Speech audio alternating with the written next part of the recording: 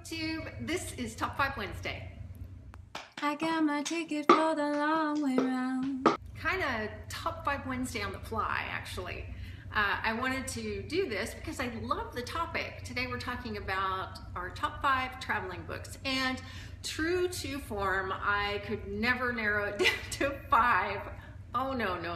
So I don't know. Anyway, let me just tell you what they are. Number 1 would be Kiss of Deception by Mary E. Pearson. This has to do with a kidnapping and a long journey to get from the place of the kidnapping to the place where the kidnapped person is being delivered.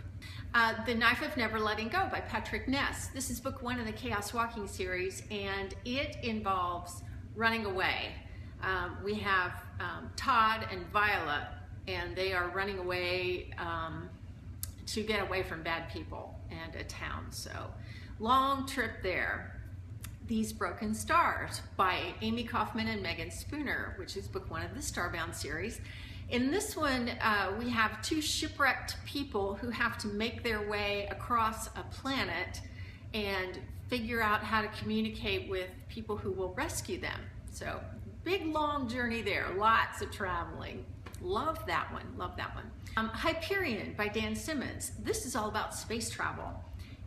This is, I forget how many, some pilgrims, I think like 5 or I don't know, have to go from the planet that they're on or wherever they're living to the planet Hyperion for various reasons. And so each one has a story to tell during the course of the voyage. So it's a traveling book.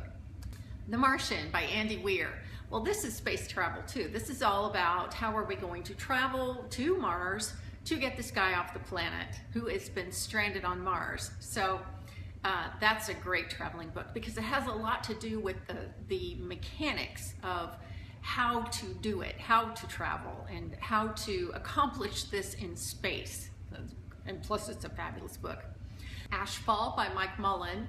This is a post-apocalyptic book where Yellowstone has exploded as a volcano, and we have like the nuclear winter that happens after that due to the ash in the air, and have 2 characters that are trying to make their way from where they are to a place where one of the main characters' family is.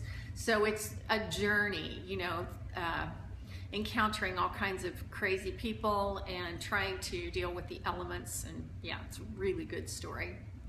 And then in terms of some contemporary traveling books, we've got The Edge of Never by J.A. Redmerski. This is new adult romance, but it's a road trip. It's a road trip. It starts out as a road trip, and then 2 separate characters, they meet, and then they get together, and then they drive all over the U.S. It's kind of cool. The Darkest Part by Trisha Wolfe. This is a self-published author, and I really like her. This particular book has a little bit of a paranormal aspect, but again, it's a road trip. It's a girl and her dead boyfriend's brother, and they kind of go on a trip to figure out where to spread the dead brother's ashes. And the paranormal thing comes in where the girl keeps seeing the ghost of the dead boyfriend. So anyway, great story, really great story. And then with time travel, you have to throw time travel in there. And so we've got All Our Yesterdays by Kristen Terrell, which is time traveling back and forth. This has happened like 10 times, and this girl finally has to go back and accomplish it for the 10th time. So there's a lot of traveling going on there. And then the Chronos File series by Riza Walker. This is Time-Bound, Time's Edge, Time's Echo, and a new one that's going to come out. And that's time travel. And that is jumping all over a timeline, like all over the place. 1,000 Pieces of You by Claudia Gray is all about traveling between dimensions. Fragments, which is the 2nd book in the Partial series, which involves a trek from New York all the way across the US, which is now a wasteland. And The Testing by Joelle Charbonneau. This is about a big testing, which involves a big, long, get through the bad stuff kind of trek or journey.